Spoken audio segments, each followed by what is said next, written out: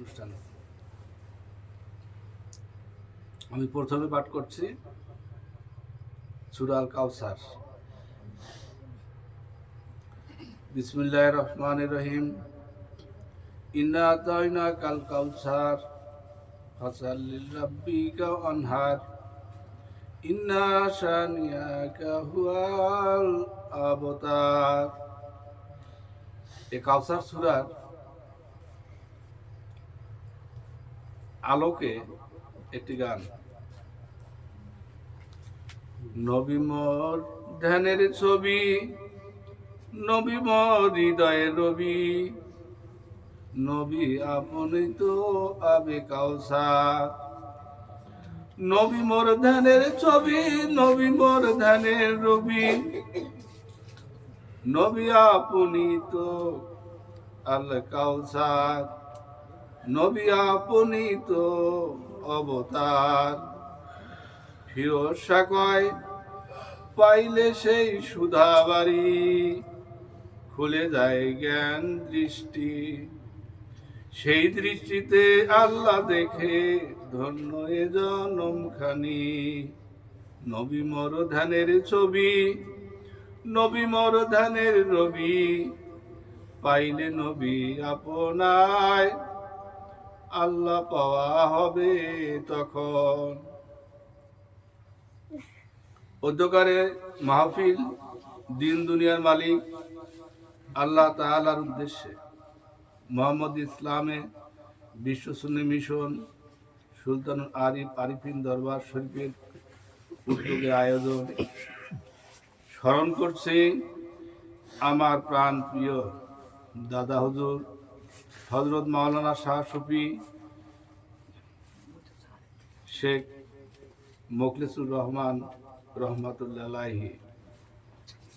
স্মরণ করছি হুজুর কিবলাজান হযরত মাওলানা শাহ শফি মোস্তফা জামান ইদ্রিস রহমাতুল্লাহ গাউসপাক। উপস্থিত মিশনের সকল আশেকান সালেহান, আমন্ত্রিত অতিথি, উপস্থিত এলাকাবাসী ও এ বাড়ির সকল সদস্যগণ, সকলের প্রতি রইল আমার সালাম। সালামুন কাওলাম মির রাব্বির রাহিম। আসসালামু আলাইকুম ইয়া আহলে বাইতগণ। আসিলাম ভবেতে পাইতে আপন করে আপনারে, আসিলামে ভবেতে পাইতে আপন করে আপনারে ওগো আল্লাহ বাড়ি। এসে পেলাম রংমহল, ভুলে গেলাম রুহের জগৎ, ঘূর্ণিয়মান প্রায় চিত্ত সবে শৈব আর কত গো, ঘূর্ণিয়মান প্রায় চিত্ত শৈব আর কত। অনেকে সাধনা করে অনেকে সৌভাগ্য পাইছি আপনার রজ্জু গো হাবিব আল্লাহ রাসূল, পাইছি আমি মুর্শিদ রহমাতুল্লিল ওগো মওলা, সেই রজ্জু ছায়া তলে রাখিও তুমি নিজ গুণে ওগো প্রভু, সে ছায়া তলে রাখিও তুমি। সবাই পাঠ কর। লা ইলাহা ইল্লাল্লাহু মুহাম্মাদ রাসূলুল্লাহ সাল্লাল্লাহু আলাইহি ওয়াসাল্লাম। আল্লাহুম্মা সাল্লি আলা সাইয়্যিদিনা মাওলানা মুর্শিদিনা মুহাম্মদ ওয়ালা আলিহি ওয়া সাহবিহি ওয়া বারিক ওয়া সাল্লাম। এখন কোরআনুল কারীম হতে আলোচনা করার চেষ্টা করছি। আমি কাউসার সূরা কাউসার পাঠ করেছি, কাউসার আগে আলোচনা করব। আপনারা মনোযোগী হবেন এবং ধ্যান খেয়াল কথাগুলো রাখবেন, বোঝার চেষ্টা করবেন, অমৃত সুধা পাবেন। যা হয়তো আমরা সূরা কাউসার এর আগে অনেক পাঠ করেছি, নামাজে পাঠ করি, অনেক বক্তার কাছে শুনেছি, কিন্তু হয়তো বা আজকে এগুলো শুনেছেন জাহেরা দৃষ্টিতে। প্রতিটি কোরআনের আয়াতে গভীর তথ্য অন্তর্নিহিত থাকে, যাহা নবী রাসূল অলি আউলিয়া ব্যতীত এই তথ্য দিতে পারে না। আমি চেষ্টা করব আপনাদের কিছুটা হলেও আর্থিক তথ্যে জানানোর জন্য। কাউসার, সূরা কাউসারের আয়াত রয়েছে 3টি। প্রথম আয়াত হচ্ছে ইন্না আতাইনাকাল কাউসার, নিশ্চয় আমি তোমাকে আল কাউসার দান করেছি। কাকে দান করেছে? রাসূল পাক সাল্লাল্লাহু আলাইহি সাল্লামকে, হাবিবে খোদা মুহাম্মদ সাল্লাল্লাহু আলাইহি সাল্লামকে নিশ্চয়ই কাউসার দান করেছে। দান করিব বা এটা বলে নাকি দান করেছি। তাহলে কাউসার কোথায় রয়েছে? রাসূল পাক সাল্লাল্লাহু আলাইহি সাল্লামের কাছে রয়েছে। এখন রাসূল পাক সাল্লাল্লাহু আলাইহি সাল্লামের কাছে কাউসার দান করে, এই কাউসারটা কার জন্য? জানার জন্য? উম্মতে মাহবুবের জন্য। উম্মতে মাহবুব কারা? যারা তেনার কাছে আত্মসমর্পণ করেছে, বায়াত গ্রহণ করেছে, ইসলাম গ্রহণ করেছে, মুহাম্মদ ইসলাম, তারা উম্মতে মাহবুব। রাসূল পাক সাল্লাল্লাহু আলাইহি সাল্লাম ওফাতের পর আমরা উম্মতে মাহবুব হব কেমনে? আমরা কাউসার পাবো কেমনে? কাউসার কি আমাদের জন্য না? সারা পৃথিবীর মানুষের জন্য কাউসার। তবে সিস্টেম আসতে হবে। এই গল্প করে কেউ হয় না, সিস্টেম আসতে হবে। সিস্টেম আসতে গেলে আল্লাহ কোরআনে কি বলছে? যে পথভ্রষ্ট তার জন্য আমি মোর্শেদ রাখিনি। অলিয়া উলিয়ার নাম আছে না কোরআনে? আছে না? অলি আল্লাহর নাম আছে না? তাদের কাছে বায়াত গ্রহণ করতে হবে।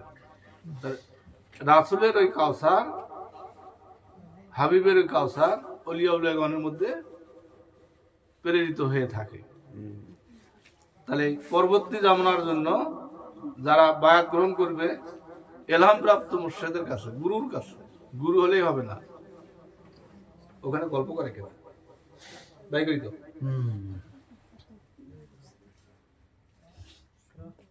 যাই গল্প করে বাইরে গল্প করে সব অনুষ্ঠান যদি সব অনুষ্ঠানের মতোই মনে করেন, তাহলে এখানে আসার দরকার নাই। যারা এখানে মানবেন তারা আসবেন, যারা ডিস্টার্ব করার জন্য আসবেন তারা আসার দরকার নাই। কি প্রয়োজন? হাজার হাজার ইয়া হয়, ওয়াজ হয়, লেকচার হয়, সেখানে যান, সওয়াব অর্জন করেন। এখানে আসলে সওয়াব হবে না। এখানে আসলে মানুষ হতে হবে, আত্মমুক্তি অর্জন করতে হবে। একজন অলির দৃষ্টিতে সুদৃষ্টি থাকে আর কুদৃষ্টি থাকে। আপনি সুদৃষ্টির জায়গায় যখন কুদৃষ্টি নিয়ে যান তাহলে আপনার ক্ষতি হবে, যদি মনে করেন সে অলি। আর আপনি অলি মনে করেন বা না করেন, যে অলি সে অলি, যে শোনা সে শোনায়। আপনাদের অলিত্ব মনে করা বা না করার কারণে অলির অলিত্ব কমলেও না, বাড়বেও না। যে মানবে সে ফজিলত পাবে নাকি? এই কথাগুলো বলতে চাই না, বলতে বারণ করবেন।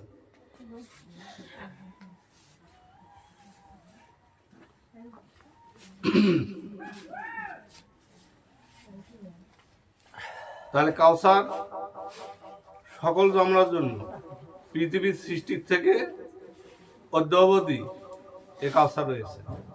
কাউসার কার জন্য? উম্মতে মাহবুবের জন্য। উম্মতে মাহবুব কারা? যারা মুসলমান হতে পেরেছে। আর মুসলমান হতে গেলে কি করতে হবে?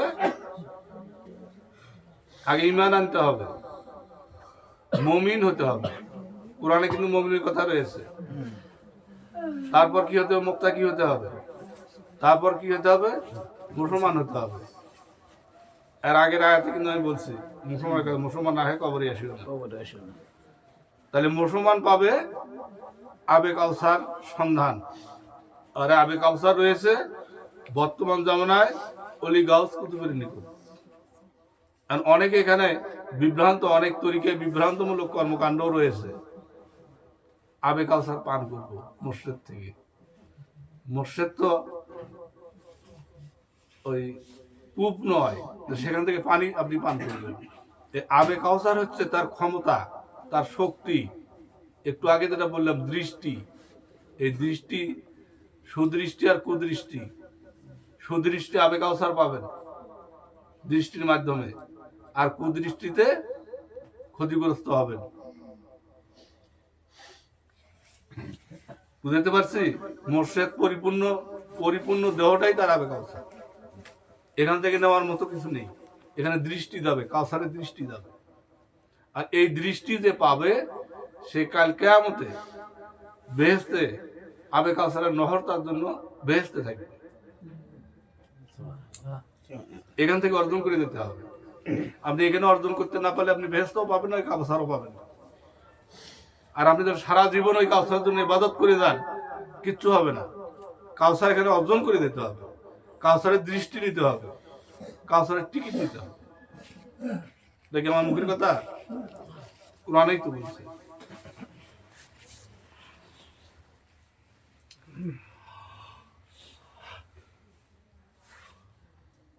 কাউসার অর্থ অফুরন্ত বা প্রচুর কল্যাণ, যা আল্লাহ তেনার রাসূল পাক সাল্লাল্লাহু আলাইহি ওয়াসাল্লামকে দিয়েছেন। আবে কাউসার বা হাউজে কাউসার, ঝর্ণাধারা, পিপাসা মেটানোর জন্য আল্লাহর পক্ষ হতে বিশেষ নেয়ামত। আবে হায়াত, এই কাউসারকে আবে কাউসার বলা হয়, আবার আবে হায়াতও বলা হয়, আবার হাউজে কাউসারও বলা হয়। ইহা ফার্সি শব্দ। আবে হায়াত হচ্ছে ফার্সি শব্দ, আবে কাউসার হচ্ছে আরবি শব্দ। ইহা আবে হায়াত ফার্সি শব্দ। উক্ত নিয়ামত ভক্ষণকারী অমর জীবন লাভ করবে, তার আর জন্মচক্র হবে না, প্রায়চিত্ত স্বরূপ।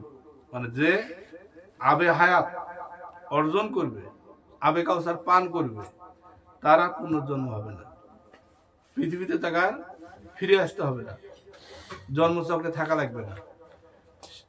সে মৃত্যুবরণ করলো। এখানে আর একটা কথা হলো, আমরা যেটা জানি ভালো করে বুঝবেন,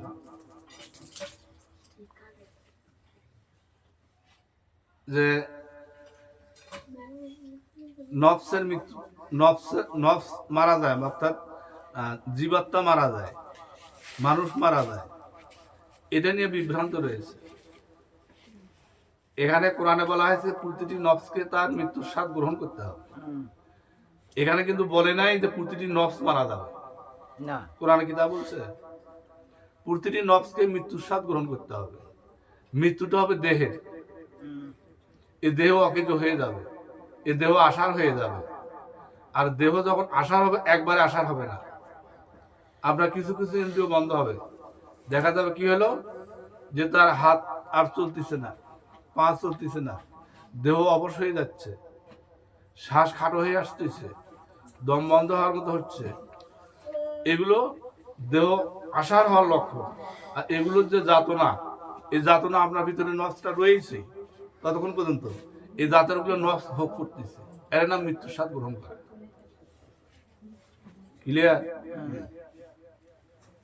তাহলে নফসের মৃত্যু নাই, নফসের মৃত্যু নাই, তবে নফস মৃত্যুর স্বাদ গ্রহণ করে। এই জিনিসটা আমরা ক্লিয়ার নই। আর এই নফসটা যদি আপনার ভিতরে যে পরম রয়েছে, পরমাত্মা রয়েছে, স্রষ্টা রূপ জাত, এই স্রষ্টা রূপ জাতের সঙ্গে যদি বন্ধুত্ব স্থাপন আগে থেকেই করতে পারে, অর্থাৎ বন্ধুর মাধ্যমে যদি লেখে জাগিয়ে আপনি বন্ধুত্ব করতে পারেন, ওলি আল্লাহর মাধ্যমে জাগিয়ে বন্ধুত্ব করতে পারেন, তাহলে এই পরম জাত হলো স্রষ্টা রূপ জাত। এই পরম জাত রূপ নফসকে নিয়ে চলে যাবার স্রষ্টার কাছে, যেখান থেকে এসেছে। আর যদি এখানে বন্ধুত্ব অর্জন করতে না পারেন, তাহলে ওই পরম চলে যাবে স্রষ্টার কাছে, নফস করে থাকবে স্রষ্টার নির্দিষ্ট যে প্রায়শ্চিত্তের স্থানে, সেখানে চলে যাবে। ক্লিয়ার? এই কথাগুলো বলবে কেউ? আচ্ছা, আবে হায়াত যে পান করলো সে অমরত্ব লাভ করলো, অর্থাৎ তাকে আর এই মৃত্যুর স্বাদ গ্রহণ করা লাগবে না। ওই একবারে মৃত্যুর স্বাদ গ্রহণ করে চলে গেল, আর আশা লাগবে না। অর্থাৎ কিয়ামতে যা হওয়া দরকার, তার হাসর হবে না, নাসর হবে না, ফুল ছেড়া তার নাই, তো একবারে পার হয়ে গেল, আল্লাহতে মিশে গেল, জান্নাত সে পেয়ে গেল। এখন পরবর্তী পদক্ষেপ যেটা আল্লাহ বলছে যে একবার উত্তোলন করা হবে, সে অপেক্ষায় সে থাকবে, ওই চৈতন্যে সে ওই নফস সুখ ভোগ করতেই থাকবে। বোঝা গেছে? আবে হায়াত এখানে যেটা বলা হচ্ছে পান করার কথা, ভক্ষণ করার কথা, এটা কিন্তু সেখানে ভক্ষণ হবে, আর এখানে সুদৃষ্টি আয়ন করে আবে হায়াতের পরশ নিয়ে ওখানে যেতে হবে। আবে হায়াতটা এখানে অর্জন করতে হবে। আর আবে হায়াতটা আছে কোথায়? আল কাউসার নবীর কাছে রয়েছে, রাসূলের কাছে রয়েছে। নবী তো বর্তমান নাই, আমরা কি মরহুম না? ওলি আল্লাহ রয়েছে, রাসূল নায়েবে রাসূল রয়েছে। ক্লিয়ার? উপরের আলোচনা ফল পেতে হলে কি করতে হবে পরে আয়াতে আল্লাহ বলেছেন বান্দাদের উদ্দেশ্যে। দেখেন পরে আয়াতে আল্লাহ কি বলছেন, ফাসলিল লিরাব্বিকা ওয়ানহার, ফাসলিল লিল রাব্বিকা ওয়ানহার। এই কথাটা তরজমা বিভিন্ন তরজমাকারী বিভিন্ন ভাবে করেছে, কিন্তু প্রকৃত তরজমা, আধ্যাত্মিক তরজমা আল্লাহ কি বুঝাইতে চেয়েছেন, একমাত্র ওলি আল্লাহ ব্যতীত, নবী রাসূল ব্যতীত পাবেন না। আমি কিছুটা ধারণা দেওয়ার চেষ্টা করছি। তোমাদের রবের উদ্দেশ্যে ফাসলি সালাত করো। কে বলছে? রাসূলকে বলতে বলছে, তার অনুসারীদেরকে। আর ওরা তর্জমা করতেছে, হে রাসূল তুমি সালাত নামাজ পড়ো। রাসূল নামাজ পড়ে না, রাসূল সালাতি নয়, রাসূল সংযোগকারী নয়, এরা তর্জমা করতেছে উল্টে। এখানে রাসূলকে বলতেছে তোমার উম্মতকে বলে দাও তারা সালাত কায়েম করুক। সালাত শব্দের অর্থ আলাদা, নামাজ শব্দের অর্থ আলাদা। সালাত হচ্ছে কোরআনের ভাষা, আর নামাজ হচ্ছে ফার্সি ভাষা, আর বাংলা হচ্ছে দেখা করা। আচ্ছা, সালাত করো এবং কুরবানি করো। এখানে আলোচনা যেটা আসবে, ফাসলিল অর্থ হবে ফায়সা, অনিষ্ট, অকল্যাণ হতে বিরত থাকা, ফাসলি। এরা বলতেছে নামাজ পড়ো। এখন সালাত শব্দের অর্থ সংযোগ স্থাপন করো। ফাসলি যদি নামাজ পড়া হয় তাহলে সালাদ হবে। সালাদ শব্দের অর্থ সংযোগ স্থাপন করো। কোথায়? রাসূলে, নবীতে, যে যুগে তুমি, সেখানে সংযোগ স্থাপন করো। কারণ সেখানে নবী আছে, রাসূল আছে, আল্লাহ আছে, নাকি? তার ফাসলি ফায়সা থেকে বিরত থাকো, অর্থাৎ পবিত্রতার সাথে যখন তুমি পবিত্রতার সাথে সংযোগ স্থাপন করবে, এটা কি ফায়সা থেকে বিরত হওয়া নয়? তুমি যখন তোমার বাবার সামনে উপস্থিত হবে, তুমি যখন তোমার মায়ের সামনে উপস্থিত হবা, তখন কি ফায়সা নিয়ে উপস্থিত হবা? তখন কি মদ্যপান অবস্থায় উপস্থিত হবা? তখন কি পান খেয়ে উপস্থিত হবা? বিড়ি টানতে উপস্থিত হবা? যদিও এগুলো জাহেরা নিষেধ, কিন্তু যদি কেউ এগুলা করে সেটা অপরাধ, কিন্তু এই অপরাধটাও কিন্তু তাদের সামনে করে না। তাহলে তোমার বাবা মার যিনি প্রিয় পাত্র, মুর্শিদ, তেনার সামনে তুমি যখন উপস্থিত হবে, তখন কি ফায়সা নিয়ে উপস্থিত হবা? রাসূলের উদ্দেশ্যে, আল্লাহর উদ্দেশ্যে, নিশ্চয়ই ফায়সা থেকে বিরত। এই ফায়সা থেকে বিরত হওয়াই হলো সালাত। ফাসলি এখানে বলছে লি রাব্বিকা ওয়ানহার। আচ্ছা, লি রাব্বিকা অর্থ হচ্ছে আল্লাহর উদ্দেশ্যে। আমি যে আমার মুর্শিদের কাছে যাব, এটা আল্লাহর উদ্দেশ্যে যাব, হাবিবের উদ্দেশ্যে যাব। হাবিবের মধ্যে আল্লাহ রয়েছে নাকি? ওয়ানহার অর্থ হলো সংহার, কতল, হত্যা, তাহা যখন আল্লাহর উদ্দেশ্য হয় তখন কোরবানি করা হয়। এরা এখন বুঝাচ্ছে যে হে নবী তুমি কোরবানি করো, কিন্তু নবী কি কোরবানি, নবী কোরবানি ছাড়া নবী হয়েছে? এরা এখন বলতেছে পশু কোরবানি করো। আমি পশু কোরবানি করলো, তাতে আমার কি হলো? আত্মত্যাগ করলে তো পশু, আমার কি আত্মত্যাগ হলো? কিন্তু এখানে কি বলছে? এখানে বলছে সংহার, কতল, হত্যা, তাহা যখন আল্লাহর উদ্দেশ্যে হয় তখন কোরবানি করা হয়। তাহলে কোরবানি নিজেকে হতে বলছে। এর আগে কি বলছে? ফায়সার থেকে বিরত হও। আর এখানে বলছে কতল করো। কতল শব্দের অর্থ হত্যা করো। কি হত্যা করতে বলছে? নফস ইন্দ্রিয়কে হত্যা করতে বলছে। তোমার ইন্দ্রিয় যে কু মন্ত্রণা দিচ্ছে, কুকর্মের কথা বলতেছে, খায়েশের কথা বলতেছে, অন্যকে ঠকানোর কথা বলতেছে, তুমি পরিশ্রম ছাড়াই কোটি কোটি টাকা ইনকামের পায়তারা করতেছো, ঘুষ খাওয়ার চিন্তা করতেছো, এই নফসগুলোকে তুমি কতল করো, কোরবানি করো। এই কোরবানি, এই কতল করাটাই হচ্ছে কোরবানি। কার উদ্দেশ্যে? আল্লাহর উদ্দেশ্যে। এখানে পশু জবাই করার কথা বলেনি। যদি হতো তাহলে পশুর নাম উল্লেখ করতো, এখানে পশুর নাম উল্লেখ নাই। এখানে বলছে অনহার,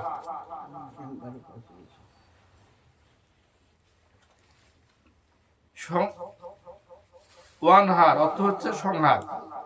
সংহার আমি কোথায় করব? বেবিচার করব পশুর উপর, জীবের উপর, তাহলে ওটা বেবিচারই হবে। কারণ পশু জবাই করলাম, আমার কি হলো? তাও করলাম আমার খাওয়ার জন্য। তবে এখানে রাসূল পাক সাল্লাল্লাহু আলাইহি ওয়াসাল্লাম যেটা প্রণয়ন করে দিয়েছে কোরবানি ঈদে, এটা তো বাতিল হবে না, এটা তো করতে হবে। সেটার উদ্দেশ্যটা কি? আমি যে পশুটা সংহার করব, আগে আমার নফসকে সংহার করব। আচ্ছা, কোরবানি মৃত্যুবানের জন্য এটা কোথাও আছে? কোরআনে আছে? নাই। কোরআন তো সংহার করার কথা সকলের জন্য। একটা গরিব মানুষ কিভাবে 20,000 50,000 টাকার একটা গরু কোরবানি করবে?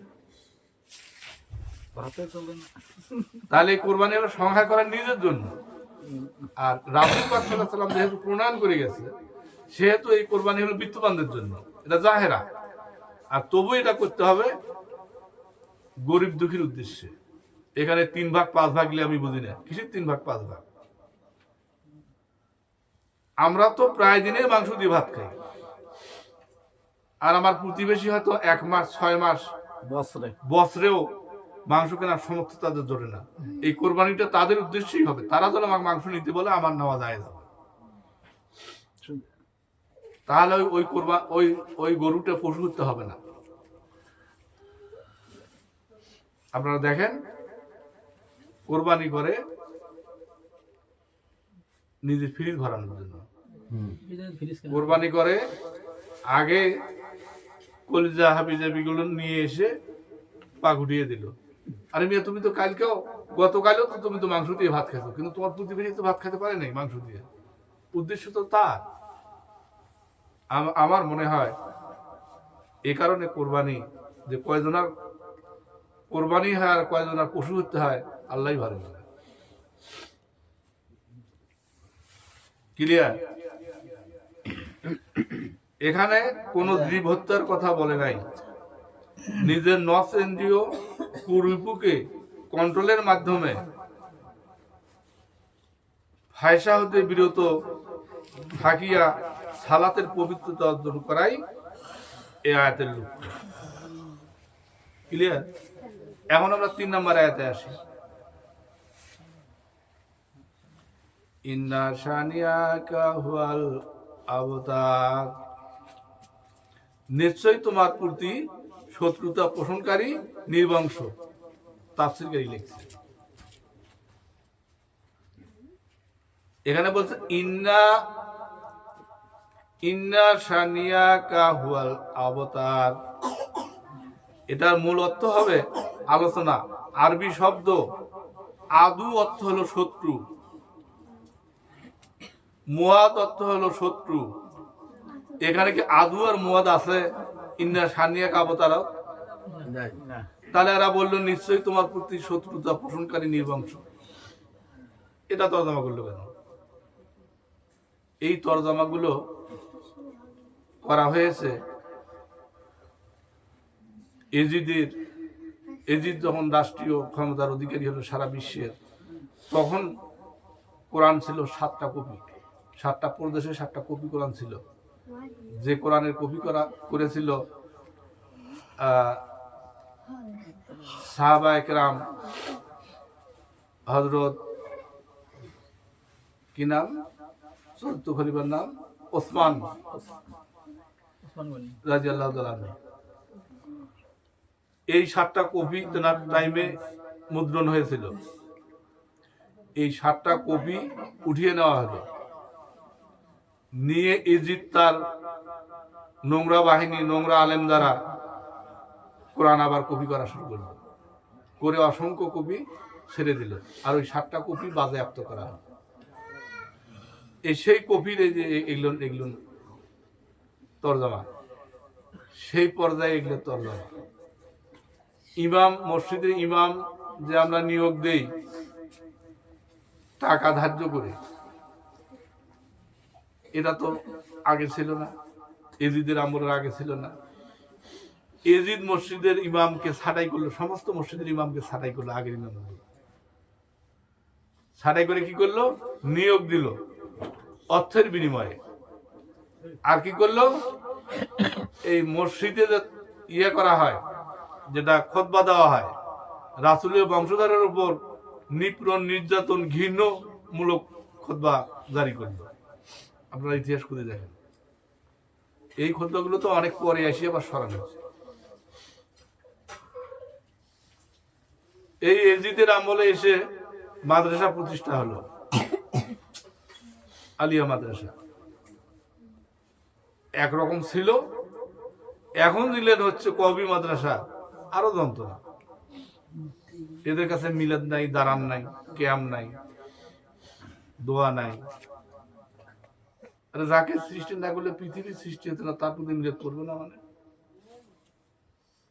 যাক, এগুলো বলতে গেলে আবার কি হয়তো মনে করবেন দুর্নাম বলতে, কথায় আসে জন্য এটা আমাদের জ্ঞান হওয়ার জন্য এইভাবে তর্জমা দিচ্ছে। এখানে দেখেন তো, এখানে তো নাই এই আলোচনা। এখানে যেটা আদু অর্থ হলো শত্রু, এখানে লিখছে শত্রু, আদু শব্দ ওখানে তো নাই।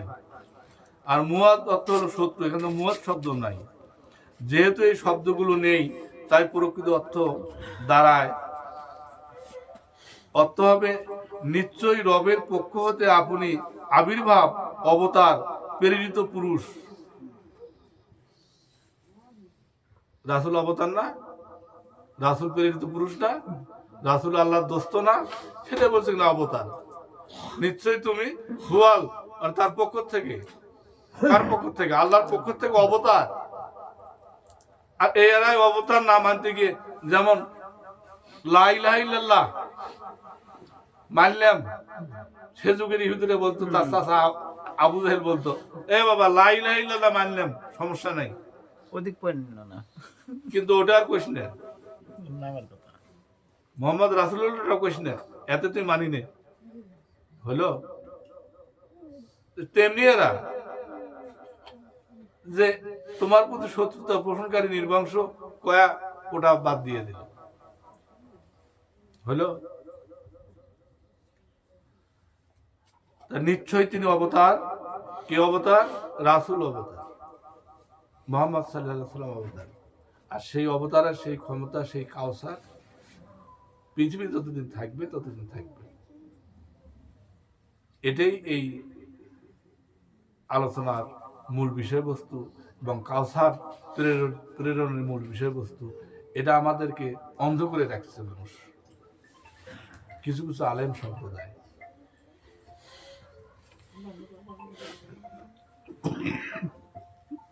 এই আয়াতের উপর নির্ভর করে আমি একটা গান কিছু অংশ গাবো।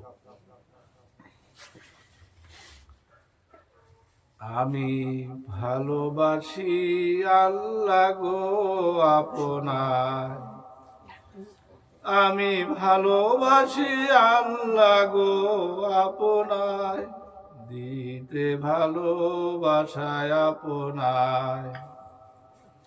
ভালোবাসি প্রেমিক হইলাম রাসূলে, পাইতে রাসূল আপনায়, ভালোবাসা আপনায় পাইলাম। বেলায়েতে মুর্শিদ আপনায়, ওগো মুর্শিদ জি, মিনতি আপনায় আমারও জীবনাও গো, আপন তোরি নৌকায়, ওগো মুর্শিদ জি। আমি ভালোবাসি আল্লাহ, দিতে প্রেম করিলাম রাসূল আপনায়, নিবেদন করি গো মুর্শিদ আপনায়। দয়া করে মায়া করে নাও গো আমার ভালোবাসা, নাও গো আমায় আপনার নূরের তরিতে। গানটা বোঝা গেছে? আমরা আল্লাহকে ভালোবাসি, কিন্তু আল্লাহ নিরাকার। ভালোবাসা দেওয়া দূরে কি এক জিনিস? আমি তোমার সাথে আমার পরিচয় হলো, বন্ধু হিসেবে আমরা কথাবার্তা হলো, কিন্তু বন্ধুত্ব নিবেদন করতে হবে না? বন্ধুত্ব নিবেদন করতে গেলে বিনিময় আছে না? বিনিময় দিতে হবে না? তাহলে এই বিনিময় দেওয়ার জন্য আমরা প্রেম করলাম রাসূলের সঙ্গে, নবীর সঙ্গে। এটাও নিরাকার। আজ আমরা তো রিসালাতের জামানা নয়, রিসালাতের জামানায় যারা তারা নবীর সঙ্গে প্রেম করেছে, প্রেম দিয়েছে নাকি? তাহলে আমরা প্রেম করলাম রাসূল হাবিবের সঙ্গে, কিন্তু এই প্রেম দেওয়ার জন্য আমরা ধরলাম মুর্শিদ আপনায়। আপনি আমার প্রেম নেন এবং আপনার তরিতে আমাকে উঠিয়ে নেন। আমরা এই প্রেম কিভাবে দেবো? আমার জীবন, যৌবন, ধন, সম্পদ সমস্ত একমাত্র উদ্দেশ্য আল্লাহর উদ্দেশ্যে আমি মুর্শিদকে দিয়ে দেবো। কিন্তু মুর্শিদ আপনার জমি চাষ করবে যাবে? তাহলে কি মুর্শিদ যে আরকাম আহকাম আদেশ নিষেধ আপনাকে দিবে, প্রতি কর্মক্ষেত্রে সেই আরকাম আহকাম গুলো মানিয়ে চলতে হবে। আমি কাল জমির রোপণ করব বা জমিতে হাল চাষ করব, আজকে অনুষ্ঠানে যাওয়া আমার পক্ষে সম্ভব নয়। আপনার জমির ফসল ভালো হবে না, কারণ আপনি তো মুর্শিদ ভক্ত। আপনার মুর্শিদ আপনার এলাকায় আসছে, আপনি জমি চাষের জন্য হাল চাষের দোহাই দিয়ে মুর্শিদ আসলো, আপনি নিয়ামত থেকে বঞ্চিত হলেন। আপনি জীব নফসে আপনি থেকে গেলেন, পরম নফসের নিয়ামত পেলেন না। ওই জমি আপনার তো পোকা ধরবে, হুজুর আমি জমি দিলে করলাম, ধান জমা হলো না। হুজুর আপনার কি করবে? তো রুটিটা তুমি খুঁজে দাও কোথায় হয়েছে দেখি। আমরা এগুলো বুঝি না ভাই, না বুঝিয়ে আমরা মোর্শেদ ধরি দাঁড়লে হলো না নাকি? কিন্তু আপনাকে সুদৃষ্টি দিতে হবে। এখানে একটা অনুষ্ঠান, আমরা ধরেন আমরা পিকনিক খাবো, কার উদ্দেশ্যে? আল্লাহ রাসূলের উদ্দেশ্যে। আমরা 2 কেজি মাংস আমরা খিচুড়ি দিতে পারি না। অনুষ্ঠান তো মুর্শিদের উদ্দেশ্যে, আল্লাহর উদ্দেশ্যে, আমরাই খাবো, আমরা পিকনিক খাবো। এবং এখানে খরচ আছে, লাইট আছে, ইয়ে আছে, এসে আছে, অনেক কিছু আছে না?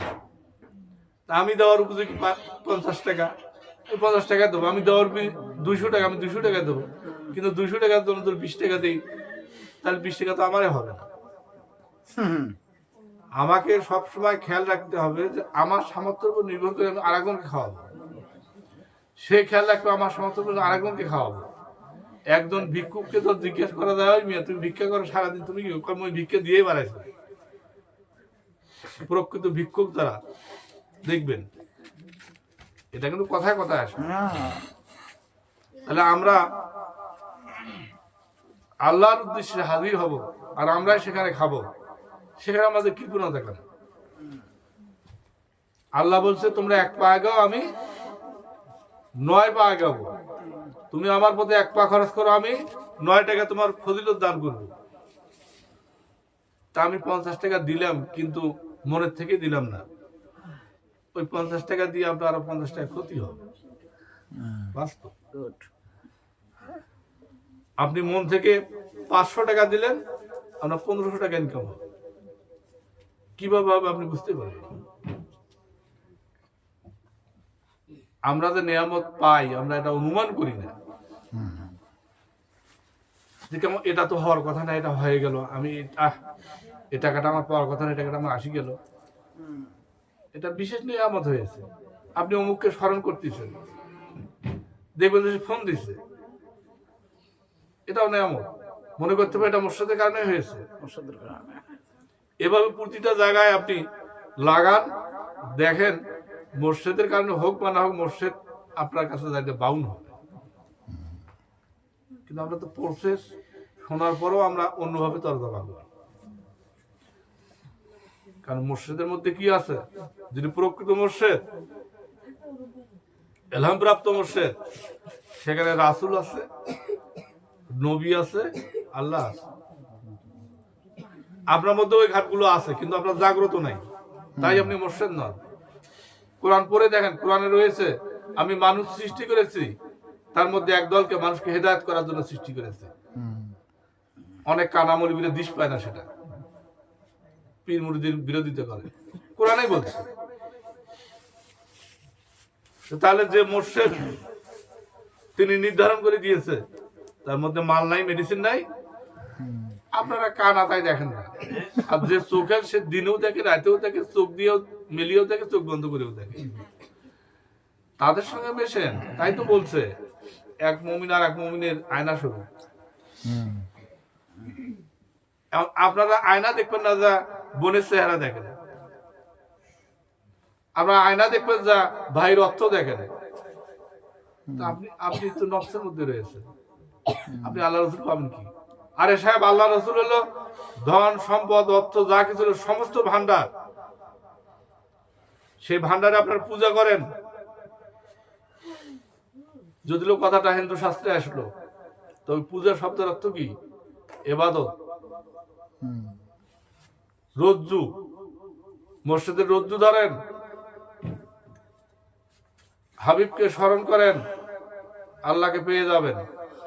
আল্লাহকে পেয়ে গেলে হীরা মানিক জহরত আপনার যেটা প্রয়োজন সেটা আপনি পাবেন। আপনি যদি 10 টাকার উপযোগী করেন, আপনার 10 টাকা চাহিদা থাকে, 10 টাকা আপনি পাবেন। তাই বলে অট্টালিকার কথা এখানে বলা হয়নি। অট্টালিকা আপনি শ্রম পরিশোধ করতে পারেন, করবেন বৈধভাবে, তবে আপনাকে না খেয়ে রাখবে না, না পরে রাখবে না। এখনই যদি আপনার অসুস্থ হন, 5,000 টাকা চলে যাবে।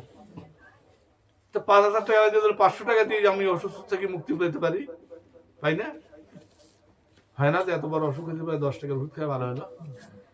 কেন হলো? এটা বিশেষ নিয়ামতের কারণে হয়। আর কেন 10 টাকা দিয়ে হয় না?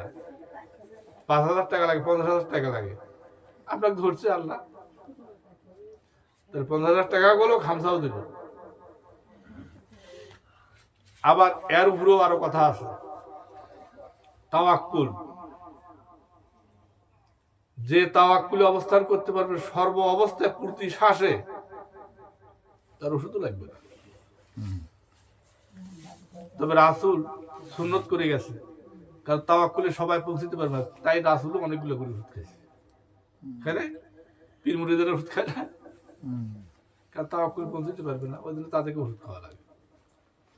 তবে এই তাওয়াক্কুল এখন কোথায় আছে? জঙ্গলে আছে। যারা জঙ্গলবাসী, তাদের ওষুধ খাওয়া লাগে না। আপনি পরিপূর্ণ ইবাদতে ডুব দিয়ে থাকেন, আমার ওষুধ খাওয়া লাগবে না। কিন্তু বিচ্যুত তো আমরা হই, জবানের সমস্যা হয়, কর্মের সমস্যা হয়, ইচ্ছে করে পা দিয়ে ডলা দিয়ে মাছি মারলাম, মাছিটা তো আমরা ক্ষতি করিনি। আমরা কি খাদ্য আসি বসছিল? পিঁপড়াটা কি আমরা খাদ্য আসি বসছিল? ডলা দিল। এগুলো বিভিন্ন কারণে তাওয়াক্কুল নষ্ট হয়ে যায়। কথাও নদীকে চলে গেল। আপনার মনে কিছু না, আমি আপনাদের ভালোবাসি, ভালোবাসি জন্য তো শাসন হবে না।